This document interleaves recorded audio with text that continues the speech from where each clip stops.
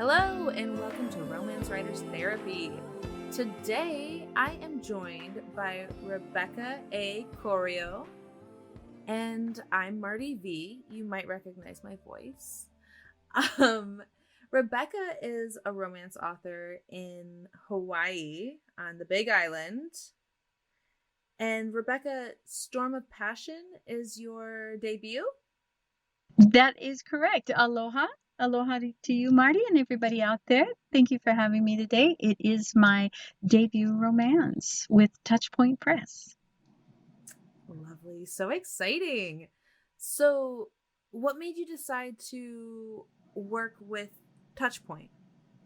They really got behind. They liked everything about this manuscript. Originally, it was when I sent it to them, or my agent sent it to them.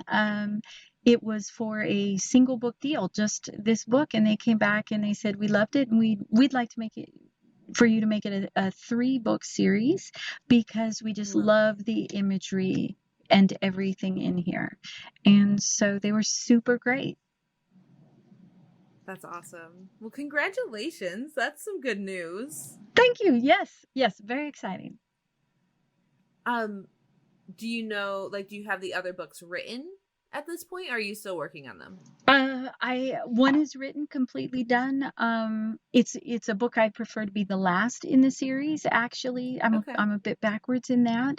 The second one is about half done.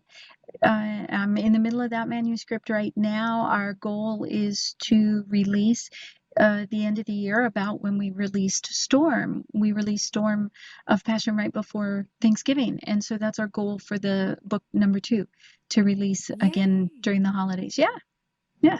Fantastic. Well, today we're going to talk about how vulnerability influences the story, correct? Oh, yeah. That'd be cool. That's a big one. I love vulnerability. That's one of my favorite things about romance as a genre, is it gives room for people to feel, you know? And so it's definitely something that I feel really attached to as a subject. Absolutely. I think as romance writers, that's what we're doing. We're, playing our readers like they're an instrument, and every emotion is another chord that we have to kind of see how many we can strike or pluck or pull. It is also something that I'm trying to do better about, letting my characters be vulnerable and to not use withholding so much as a plot device, because that's an easy crutch. Right. I think that's difficult, right? And I think we write fiction, but at the same time we're writing people that need to seem real. And so what does that mean? Well, in real life, we have a tendency to withhold things for a multitude of reasons. So writing a character does that is real. It's just that in the course of that book, they're gonna have to let some things go, and we're, as the writer, we get to kind of help open them up and make them. Sometimes it's easy, and sometimes it's kind of a push and shove type of deal, but make them realize and admit what's really going on that makes them vulnerable. And I think also, as a reader, when characters are prepared to be more open with each other, I have more trust in their story and their relationship surviving. Right. And then also, I feel like then I'm able to see when you get that dark night, right? And it's fallen apart, but they've been open with each other. There's so much more. I'm so much more attached to their resolution.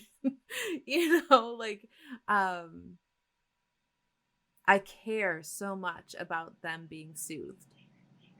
Absolutely. It isn't the foundation of the relationship if they've only ever skipped happily through the tulips or sat in the sunshine together and everything was perfect, then there wasn't a test or there wasn't anything difficult. It's easy to be happy and for everything to work out well when the sun is shining and everything is perfect. But it's being able to face the other things and to learn to do it together. That's where they build the strength and the trust in one another and actually start to realize more strength in themselves. And so, yeah, I think it makes them more real, and it makes, hopefully, it makes the reader feel more attached to them. You're rooting for them. No, you guys need to talk it out because you need to understand. You need to understand one another, where he's coming from or where she's coming from. That's where we're trying to push them, pull them, kicking and screaming to get to, understanding one another. I'm sorry, I just got trapped in my head for a second. But I'm back. Yay! Oh, that's another thing. Kate, you might want to edit this part out. I forgot to tell you, Rebecca, if there's ever a point where you're like trying to find your thoughts, you don't do this as badly as I do, but like I'll and find my way through. But it's easier for Kate if we just have silence while we gather our thoughts and then speak. So it's just something I forgot to tell you. Yep. Okay. I meant to ask you, by the way, point. Yeah. Am I supposed to address you as Marty V, as Marty? What's your favorite? Marty. I got Marty's you. fine. Yep. Okay. Yep. But no, that is a perfect point of seeing them open up and like how hard that can be for them. And like that's part of the payoff.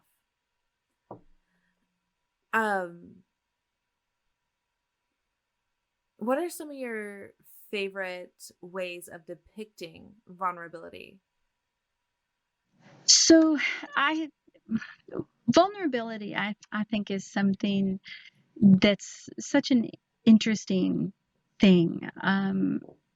We are so stuck on, we really, really want one character, let's say our male character, the strength and everything, but yet we want him to be sensitive and we want him to understand us and feel us and all the things. So for me, it's kind of about sitting down and asking what causes vulnerability? What are we really, really talking about? So vulnerability is, by definition, the being susceptible to attack or harm. And so for me, it's kind of a process of, I start there and then I say, okay, what does that mean? So a vulnerability is often, we think if we're vulnerable, we're weak. Okay. Because that's the message sent to us. Because that's like exactly via society. Yeah. That's the message sent. Okay. Well, what are the things that make us weak? The things that we're afraid of. Fear makes us weak. So then I get to ask myself about my characters. Okay, what is this character afraid of? Whether it be a physical fear, I'm afraid of the dark. Whether it's an emotional fear, I'm afraid of loving someone and them not loving me back. Because I think, again, society, we can blame society for everything almost. Oh my God, it's the worst. But I think that thing of is, okay, what do we do with the things we're afraid of? We hide them. Yeah. We protect ourselves. Exactly right. And by hiding it, the thought process is by burying it deep enough, if it's an emotional fear, by burying it, then no one will see it and no one will know. And then no one can use it against us to hurt us. It's not ammunition anymore. Exactly. But I absolutely, one of the things that I try then so after I've figured out, so what is this character I'm writing afraid of? Then it's a matter of, okay, how do I want to help them get over that fear? And in many cases, for me, it's a lot of it is I want my characters to realize strength by the time we're done with this journey. Not just a strength in that relationship, but I want them to realize their own.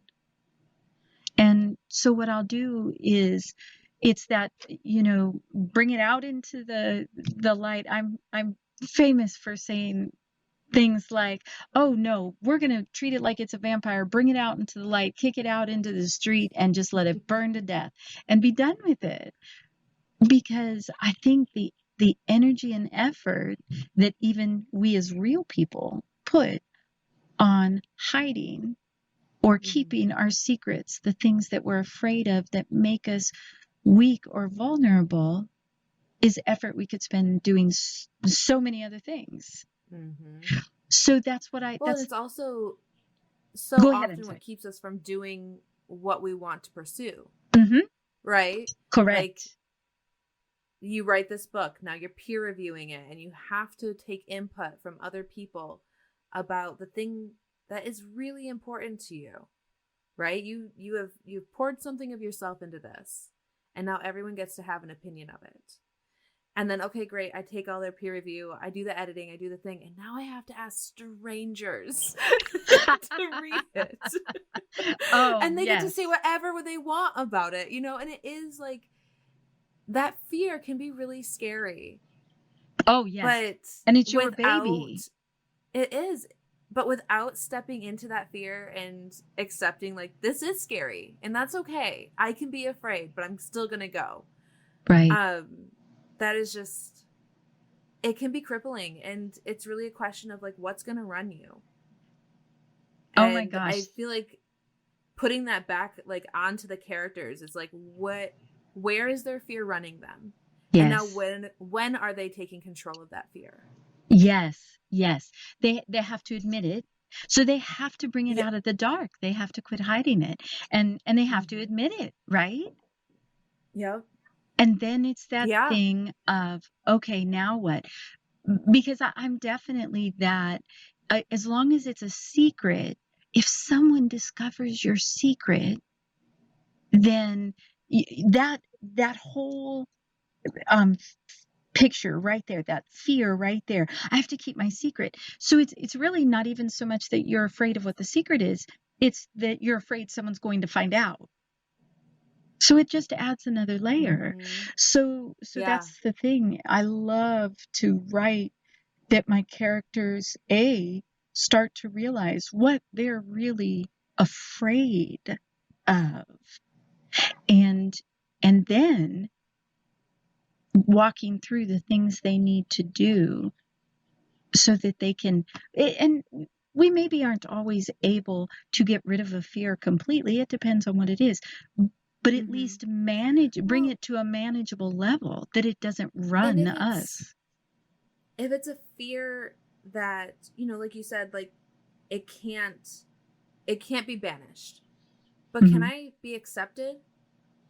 Yes. Like, this other person can see that fear, can see that quote unquote weakness in me. Can I be accepted for that being honest? Yes. And I think that's something that Brené Brown, are you familiar with her research? I'm not. Oh, good Lord. Oh, Rebecca, I just introduced you to a whole new world, my friend. I'm writing that right now. I'm writing that. Brené Brown. She has a couple TED Talks that are fantastic. She is a researcher, and she has devoted her work to researching vulnerability. Oh. So, like, she is so up your alley. Yeah. Daring Greatly is one of her books that I just love it so much. But one of the things that she talks about in her research is that the opposite of vulnerability. Oh gosh, how did it go? I'm going to mess it up. But anyway, the opposite of acceptance isn't fitting. Oh gosh darn it, I am messing it up. Anyway, the goal isn't to fit in, it's to be accepted. Right? Like that's what Agreed. soothes us. You Agreed. know? Yes. And it is her research is gorgeous. You're going to love it. Like you're going to be obsessed for a while. So. I the tapping in the background is me putting things in my Amazon cart, ordering right now. Good. But I wanted to go back to an observation you made where we have this character who is very often in a heterosexual relationship, the man, right? And he's supposed to be strong. And even as romance readers, we still view him as needing to be strong, right? And Right. so I personally love like seeing that character come to tears, because I just feel like so often we don't give room for that level of vulnerability, and without giving that level of vulnerability to, you know, the men in our lives, we want them all to be sensitive and attentive, but they can't feel all of the human emotions that are in them. They can't express them. And so I feel like that's a big part of breaking that down within Yes. like our own expectations, Yes. is seeing romance heroes that do come to tears and do there's no judgment for them crying, you know. And I really love that. Yes. I also know that like that's something that not every romance reader loves, but like it's kind of my point. So Well, every reader out there, every reader is different, and what they're mm-hmm. exactly looking for or willing to accept is you know, this huge, we have this huge palette out there.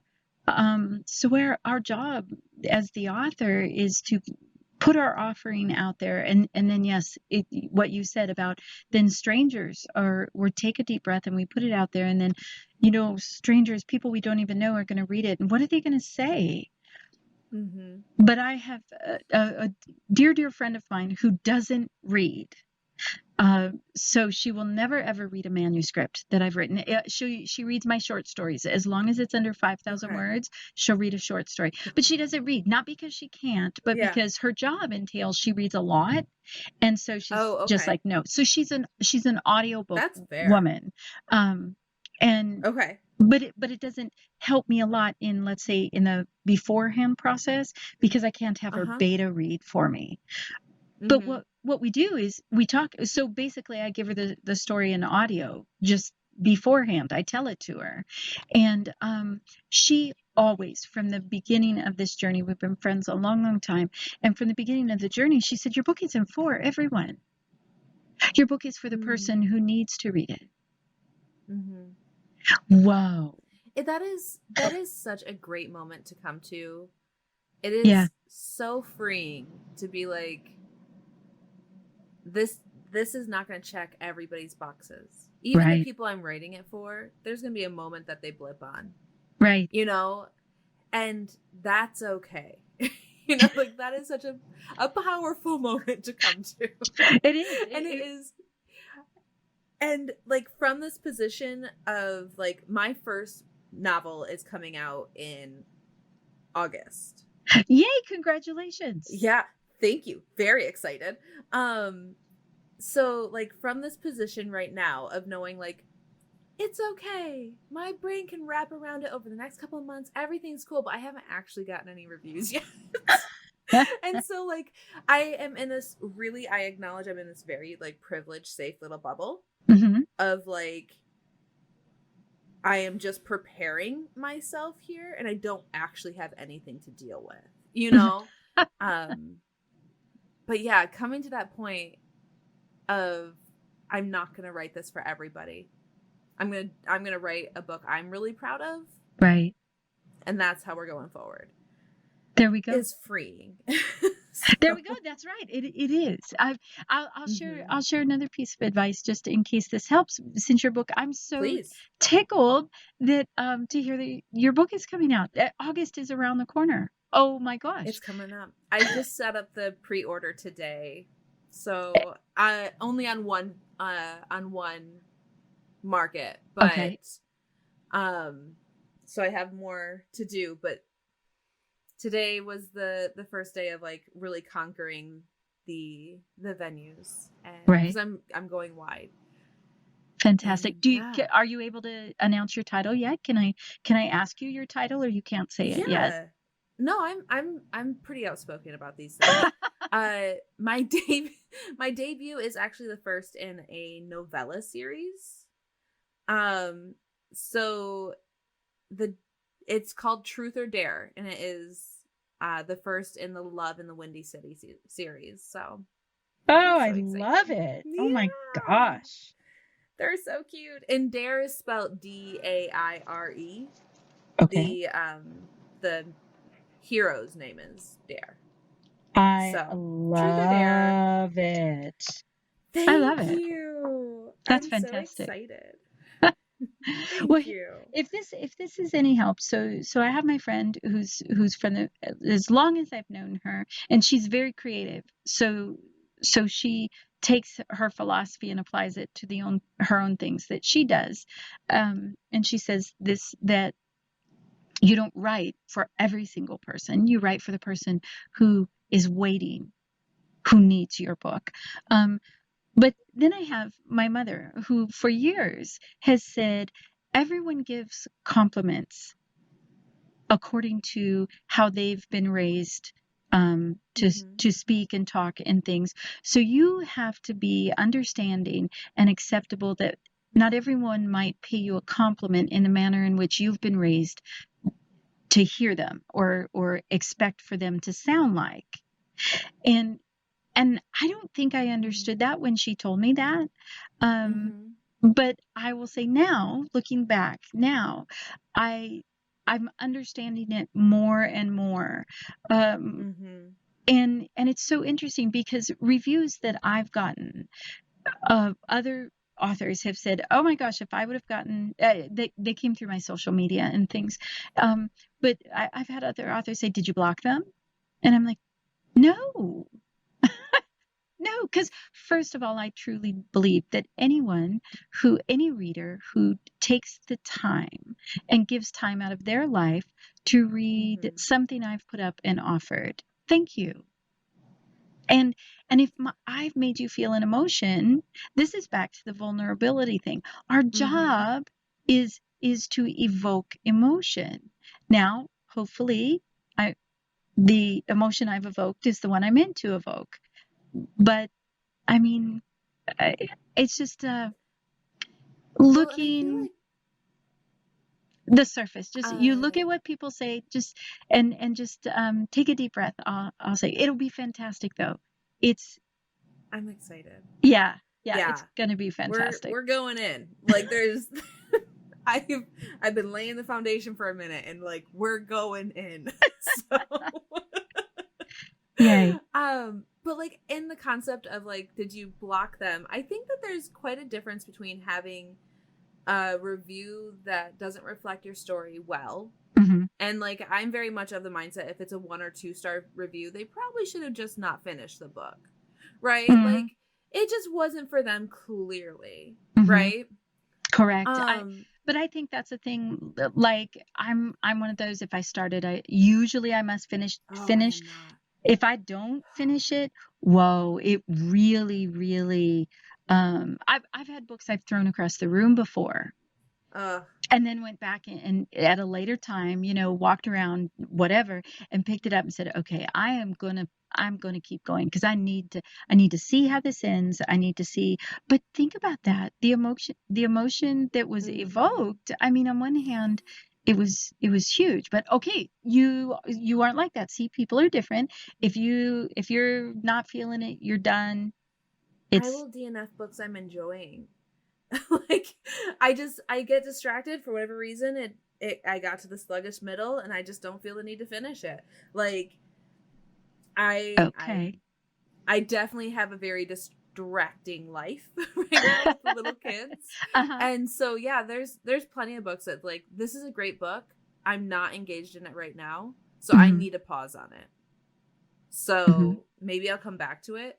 There was The Shining by Stephen King. That took me 4 years to read cuz it was so good and I was so scared. And then I was reading it and found out like I had started like 2 weeks and then found out I was pregnant for our firstborn and I was like, "Okay, I probably could not do this to myself right now. I can feel that like my emotions are in a very weird place." Yes, that's Um understandable. and oh yeah, and then I picked it up, I don't know, she was somewhere around 1 and then it got really scary and I had to put it back down for a couple months. So it wasn't a DNF situation, but yup. So Wow. um Okay. Note yeah. to self, I've So made a note that to make sure that my middles are more entertaining. And hey, I mean, isn't that true for everybody though? Like the middle is really where I just I can just lose interest. I can get yes. very distracted. Yes. Um yeah. Oh, That's the advice you oh, said that your mom gave you. I mhm. love it for one thing. I think that that's such a good point that like we're all coming from the place that we're at, Yes. right? And we only have the information that we have been given up to today. But it also Rebecca told me that she was raised in the Midwest. Uh and it just sounds so much like Midwest like advice to me. Like advice on how to be kind about taking a compliment is like so Midwestern. It is. Absolutely. And I remember the first day she told me that. We were walking uh we were walking through town and we were walking past a construction site and I was 12 maybe. Mm-hmm. And I yeah, I had to have been 12 and we're walking past this construction site and somebody whistled at my mom. Ooh, And okay. my mom turned around and she said, "Thank you, boys, and everybody have a safe day." And we kept walking. She never skipped a step. Now I can think of a dozen different reactions to that. Oh yeah, I would not have had the same reaction. And see, that's when Not at she all. said people give compliments in different ways. It's up to Mm-hmm. you to decide how you want to take it. And And I I see the power in that. I really do. But I also, just under that exact example, mhm. um, I just, it just sits too much in a place of like toxic masculinity and like boiling your mom down to like being a picture for them. Like her existence was for, and like that is where I'm tripping. Does that make sense? It does, but also think about we're this. I'm doing a little bit of It's math. a completely different time. Yeah. It is in a. It's in a. Thank you for saving me to do the math on my age. Yeah. No, it, It was a it would have been a completely completely different time for me too. a completely different time and Mm-hmm. my mom was definitely known. I'm from a very very small town in Missouri and my mom definitely known as a businesswoman in the community. So Mm-hmm. I'm pretty sure she had an address. We were walking to town. I had on short or walking in town. She had an address, which was her normal because she was of that you dressed to go out of the house. You did Mm-hmm. not wear the same clothes going to town that you had been wearing in your house. That doesn't happen. Mm-hmm.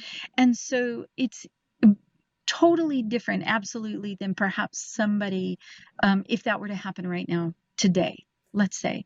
Um, but it made such an impression. I don't ever remember hearing anyone speak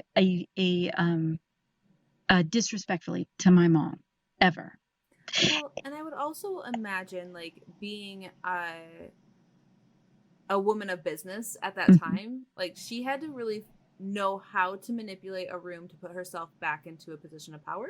mm-hmm, And a mm-hmm. lot of that would be at the time playing into um expectations, Yeah, maybe. and so I just I am always strategizing. Like there's no way to turn my brain off in that way, right? I love it. So I am just strategizing how I would behave.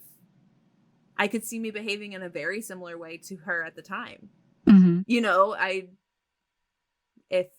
if this is the role, if this is the playing board, how am I going to win? Right? Right. And so I get it. Like I totally see her. It was so interesting. It was a moment that, because I still recall it so clearly, but even that thing of, I've thought back to her advice just numerous times um Mhm.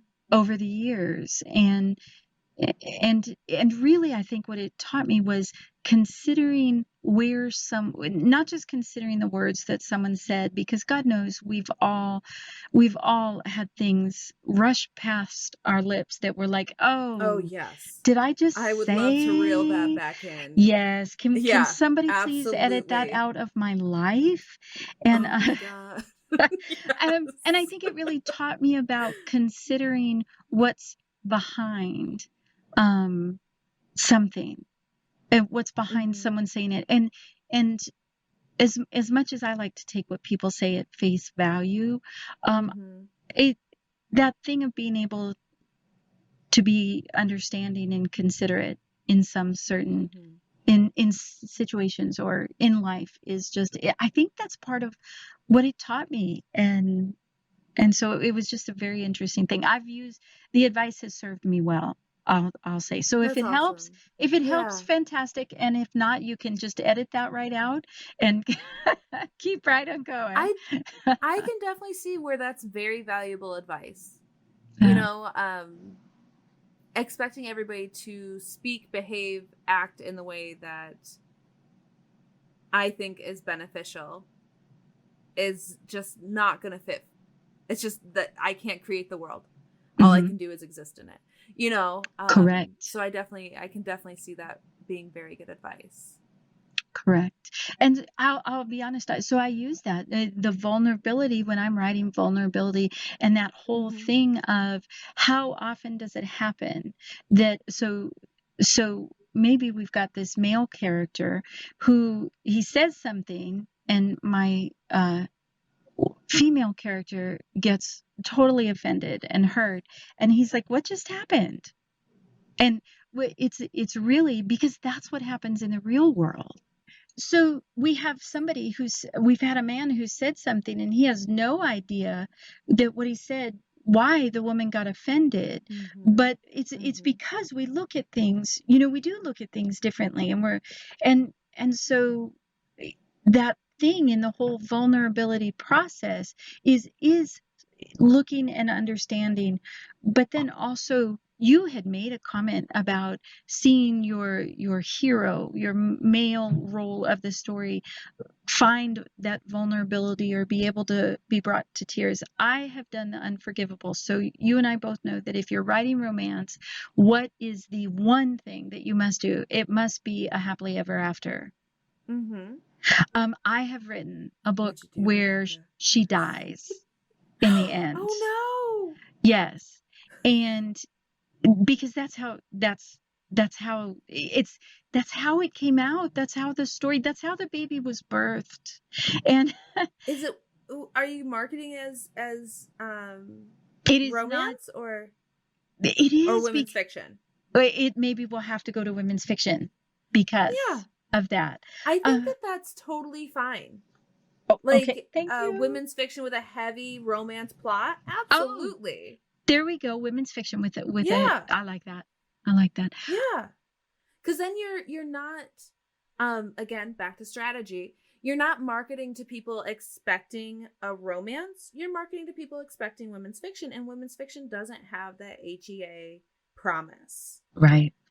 Right. But women's fiction very often does love a heavy romance. Perfect. It may have to go that direction then, because the thing is, his vulnerability, it as all of that is coming down, is really then what's the crowning achievement kind of the story. So yeah, I That's absolutely awesome. being able to display that vulnerability. And I don't like saying that it's required, because the moment you say something is required, then it No. takes away the organic feel of it happening. But when it Well, and I happens, think there still has to be room for your character to be working within their expectations as well. And yes, so a lot of our characters are dealing with you know, toxic masculinity just like everybody else. And um and so if you have a character crying at the end of the book that, you know, couldn't say I love you at the beginning of it, that's probably too much of a transition. But getting him to a place where he is expressing, giving something that pulls a layer off of him yes, is just the really important step to take. yes. I think the other thing that comes into play is the what's it where society says you have it's acceptable for you to display your vulnerability, and where it's Mm-hmm. not. I was speaking with one of my book clubs. We were talking the other day, and we were talking about the subject of vulnerability in the displaying of emotion. I'll put it that way. Mm-hmm. And I asked my book club, I said, okay, so it is not okay, according to the world you've been raised in, it is not okay for anyone to cry in public. And the answer was correct. And I said, Hmm. okay, but if you're watching a movie, or numerous times in our book club chats, we have been reduced to laughing to tears.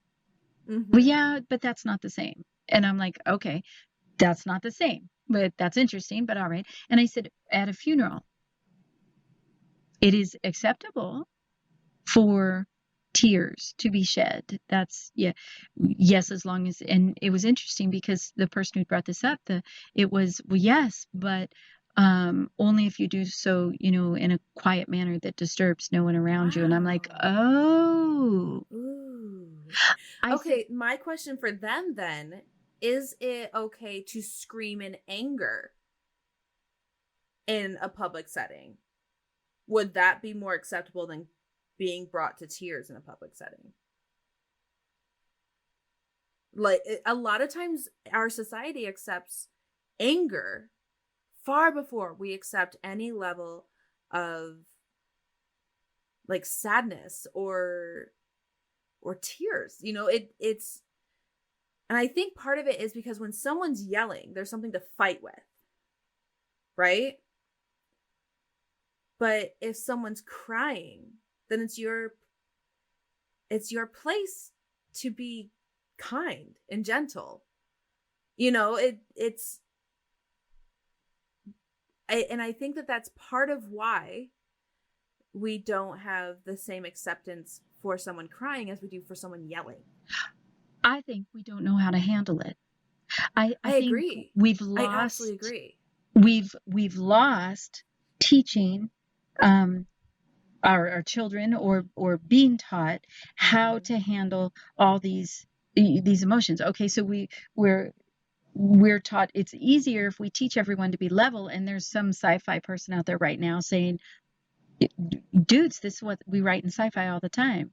The world is turned into emotionless people and things, Right? Um, but when you think about it, it's that really keep close to this middle line with every one of your emotions, because otherwise we're Mm-hmm. going to have to react to it. We're going to have to handle your expression of your emotion in some manner. And I think then what happens is the person who can't handle it is the person who doesn't handle their own emotions either. So they keep I their agree. their own emotions are kept as shoved as far down as possible Mm-hmm. because they can't handle their own. They would never yell at somebody because they Mm-hmm. can't handle anger in that manner. So they can't handle when you do. They can't handle you crying because they don't cry. So the way I approach this with my kids, Mm-hmm. uh, I wish I could remember who gave the advice. I heard advice somewhere, and I cannot remember who it was, but it was brilliant. So, listener, if you know who I'm talking about, let me know. There we go. um, but she was talking about how um, making sure that, like, oh gosh, I think I remembered. I think it was, and I can never remember, Dr. Emily. I can't remember her last name, but I believe it was in the book Come As You Are, which if you have not read that book, highly suggest it. It should be Okay. required here, like reading of human. It's all about like sexual experience and unpacking a lot of, the layers that we put onto repressing and shaming sex. It's a Mm-hmm. beautiful, beautiful book. Wow. Okay. But she was saying how, I think it was her, was saying how it's okay to feel your emotions. Like they're as physiological as going to the bathroom. But we don't go to the bathroom in the middle of the room. We find a safe place, the appropriate time to go use the bathroom, right? Okay. Right. And so I kind of deal with it that way with my kids. And right now we don't have a whole lot of reason for this, but making sure that they know, like, hey, if you're feeling your feelings, you can go where you feel safe to feel your feelings fully. And not so much so that they're not doing it in front of, anyone else, but so that they feel safe with the way they're feeling. That's huge. That's Yeah. huge and it's beautiful. It isn't that you're saying you don't have a right to feel them or don't. Mm-hmm. Oh no, you're saying absolutely. But that I love that. Going to a Aw. safe place to feel them. Mm-hmm. That's incredible. Our son, it was incredible. Our son he was really angry. He was having a really hard time. And he just went in his room, and he's 3. He just went in his room and like sat where he was comfortable and cried. And I just like came in. I was like, hey buddy, do you want to talk or do you want to be alone? And he wanted me to sit so he could sit on my lap and like be Right. held. And I am so grateful for having read that. I'm so grateful for the information available to me as a mom Yes. to like help my kids know how to protect themselves when they're feeling vulnerable, but also knowing that it's okay to be vulnerable. Yes. I just think that so many times I put my foot in my mouth was because I was scared of how I would be seen. And Yes. not saying they won't have those moments, but I hope they're more prepared for them. It sounds like you're doing a beautiful job. So I would say Trying. bravo, bravo. And Thank you. that's it. But even the thing to be so here I was on with my book club, and finally one of the ladies made a statement and she said, "I'm scared." And there was silence, and then she said, "Phew, that was okay, there, I said it. I'm scared." And it was just Oh. such a huge moment because we are not supposed to say the words. We're not supposed to say I'm Mm-hmm. scared. We're scared of something because supposedly being scared of something means that then, we're weak or vulnerable and we can be hurt. And I think that what I love for my characters to realize is that what they're afraid of um, is not a weakness. And Mm-hmm. particularly if they are able with the person I'm trying to hook them up with romantically and build this relationship, that if they're able to come to that realization that this is not a weakness, and that by sharing this thing, whatever it may be, that they perceive as a weakness, that is their fear that makes them vulnerable, it is walking through that and getting through that, and that makes them realize the strength on the other end of it. And it isn't a weakness. It is just part of who you are. And that acceptance, you accepting yourself of who you are. And this Well, and is also something you that struggle with. That's it. by finding those moments of vulnerability, by working through that pain and being on the other side of it, you survived it. Yes. You know, I was talking to a friend, and she was in a point of change, and she was really nervous about it. And she's like, I don't know. I'm just always prepared for things to go wrong. I'm like, well, but all the evidence in your life proves that you will weather what goes wrong. Oh, very good. You have always gotten through all of your struggles, and you're on the other side of it, having built a life that looks very different than the one you came into. You know, like, the evidence is there. So your character goes through the pain and they survived it. Yes. And now where are they going to go with it? Absolutely. That's absolutely. That strength they have to realize of weathering. Aren't we so lucky? The things we get to pull on, the minds we get to play in. Yes. Like, it's so fun. Yes. The questions we get to ask and explore that maybe my friends would get tired. They haven't yet. They haven't, any of them, they haven't blocked my number or anything that I know of. But if they did, I mean, it allows me another avenue of talking, to myself through my characters, and asking questions and talking out things that I wonder. And so, yes, I love it, and I'm very, very thankful for it, and I love it. And it's so interesting to share it, like, with your friends. Like, my critique group, like, I just shared something the other night, and they're like, hey, I know this isn't the direction you're going, but the way it's written, like, I suspect so and so.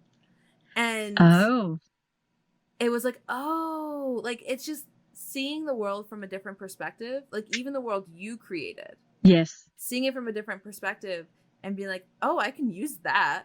That's great. It's just really interesting to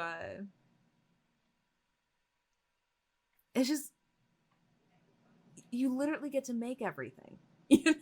Right. It's amazing. Right. Like, there was nothing, and then there were words, and now there's a world. Like, that's very cool. It is indeed. It is indeed. And I can honestly say that because of now saying, well, people ask, what do you do? Oh, I'm an author. And there's a long time. Writing is very, very funny. It takes a long time, I think, for us to feel like we have the right to say that. Oh, well, I don't know if I've published enough books or sold enough books to say I'm an author. And isn't that interesting? Yeah. Right. It super is. But since where's the rite of passage? Where is that line? Yeah. Well, I was told that if you have written the word "the end," you get to call yourself a writer, because you've completed an entire project and you've gotten to the end, and so in its pure form, you can call yourself a writer. The other things are all the realization of specific goals. Well, do you want to be a best-selling author? That's a different statement than I want to be an author. And so it's really, realizing the difference in those statements. Sometimes we use the criteria for best-selling author and apply it to meaning just author, and it doesn't. So once you start telling people, though, that, well, I'm a writer, they start sharing things with you, and it has just opened up a whole new world of talking with people and seeing into getting to see inside them, because all of a sudden, with me at least, they're willing to share things about themselves that I'm like, I, I can't imagine that they would share these things on a regular basis. I mean, maybe they do, Mm-hmm. but it's almost like, oh, well, okay, you talk about feelings and things and all this all the time, so I can share it with you. It's okay. And Mm-hmm. so it's just so interesting. I absolutely love everything about it, and I feel so blessed by every person who's ever taken the time to say, "Oh my gosh, you're a writer. Can we talk?" or just starts talking. And Mm-hmm. time is the one thing we cannot buy more of. And so Oh my for gosh, isn't that the truth? right, so for anybody who gives me a moment of their time, I'm grateful and feel blessed by that. Mm-hmm. It's really funny because, like, if someone asked me what I am, like, Mhm. for a career, Right. I probably wouldn't say writer yet. But my husband was asked, uh, like, what does your wife do? And he said, oh, she's a real estate agent and a writer. And, like, it was just, like, yeah, one, two. Like, that's what you know what I mean? Like, it was just, like, it was so uncomplicated for him. Yes. Right? That's And it was, interesting you would say that. yeah. My husband and our children, long before I said it, would say, "Oh, my mom's a writer." They didn't have any problem with it. Yeah. It was all in my head. The problem was in my head. Right? Yes. Something to break through right there. Yeah, talk about that vulnerability. That Yeah. vulnerability we can talk about on another call some other time. Right, exactly. We weren't talking about us. We're talking about our characters, right? Absolutely. Well, it, like, again, like, writing is, we're creating a world, and it generally reflects the world we live in. So does what does vulnerability mean to these people? And it's going to look a lot like what vulnerability means to me. Yes. Um yeah.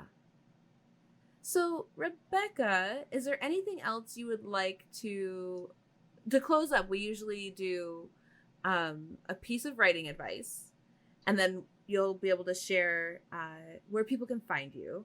But before we get to that spot, is there anything else you want to share? Any other piece of advice or nugget of wisdom? Oh, wow. And if the answer is no, and you just want to wait for your piece of writing advice, you can. I don't mean to put you on the spot. I just want to make sure you had the conversation you wanted. I've loved every minute. Um, I think every chance I get, I tell people I love, love. And I think that right now, that's a good thing to have, because there is a lot of hurt and difficulty going on in the world. And I think for everybody, we often ask ourselves, Mm-hmm. what can we do for people, someone, a friend who's hurting, or a loved one, or something. And Mm-hmm. that sometimes it seems so exhausting. And I I think that we try too hard. We by try too hard, I mean love is very simple. You just have to allow it to be. And I think when you work too hard at it and you overthink it, you make it harder than it has to be. Putting your arms Mm-hmm. around someone and hugging them takes no effort at all. Smiling across the room at a stranger, being kind to someone, you know, even though you don't know them. Those are all things that really actually take no effort at all. And so it seems like a lot lately, because of all of the hurt There's a and lot. pain in the Yeah. world, that I maybe can't change that. But in my circle, in my bubble, I can share. I can just share harder. I can share more, because sharing doesn't cost me anything. Well, I think also finding the way that you're able to be there is really lovely, and it comes in different degrees. Like my mom's youngest sister is not a physically affectionate person. It's really a challenge for her. And one time my mom, it was like probably 10-15 years ago, my mom was really upset and she was crying, and my Aunt Michelle just goes, ugh, and like her arms are like at her side, and then she's like just wrapped her arms around mom, and that was like one of the few hugs she's ever given ever. But like Wow. she didn't know what else to do, and like she knew that's what mom needed, and so she was just there, Yes. and I think that it doesn't have to be that sort of thing, but that is like a moment again of vulnerability that was shared between them. Yes. There's there's a way to express yourself in the way that you're comfortable with, that shows support to other people, to like people in your circle. Absolutely. And I know that we all have to like protect ourselves from our own limits, like know your limits and your boundaries and all of that. But if we can find more kindness for the people around us, I think that there's just more kindness to give. Like Amen to by that. by being kind to the people around me, maybe they have more kindness for the people around them. So, Amen. right? Yes. Do you want to share a piece of writing advice? Do you want me to go first? Whichever works, I absolutely can. I always share, honestly, this advice that I've been given from the very beginning, because the longer I go on this journey, the more it becomes that it is the single most important piece of writing advice I've ever been given. Okay, well, with that buildup, I'm going to go first so you can bring us home. Okay, I'm crossing my fingers on this side. I'm going to say, know your why. Know why you're sitting down to do the work. Oh. Like, know what message you want to give, and know why it's important to you. And that's going to be my piece of advice. Beautiful. I love that. Thank you. I'm going to say, don't stop writing. Oh, that is really good advice, because there's so many times that you could like just turn the computer off. Right. And not come back to it. It gets hard. But it's that there are so many reasons you can tell yourself that are acceptable to stop writing, but it seems like sometimes, as much as we love it, it's a constant battle, and I have not figured that out yet. But that thing of don't stop writing for the person who it's something inside them, and whether it's poetry or whatever it is you write, don't stop writing, because there's someone out there who needs to hear what you have to say, and for yourself, these things that are in you. Don't stop writing. That's lovely. That's lovely. Thank you, Rebecca. Thank you. You're welcome. Thank you for letting me offer that. Oh, yeah. Where can our listeners find you? All over the place. They can find social media, Twitter, Instagram, Facebook, Rebecca A. Corio, just like it shows as far as on the cover of my book. And Corio is with a C, not a K, in case anybody was wondering. Definitely books available on Amazon, Barnes and Noble, any of the places like that you normally buy. You should be able to find my books. And if you are in Washington State, may I say this? I'm not sure if I can say this. Please. If you are in Washington State in the month of June, I will be doing a bit of a winery book signing tour. So it's going to be awesome. And so please watch my Instagram or watch my social medias. Follow me on social media, because I absolutely will be posting the dates and times for the wineries and the locations that I'll be at. It should be great fun. I'm looking forward to it. So fun. Yeah. Oh my goodness. Wine and romance. It's a no-brainer. What better combination in the world. Like, that is chocolate and peanut butter, apples and peanut butter and anything else. Exactly. Well, you can find me at Marty V Author on TikTok, Twitter, Instagram.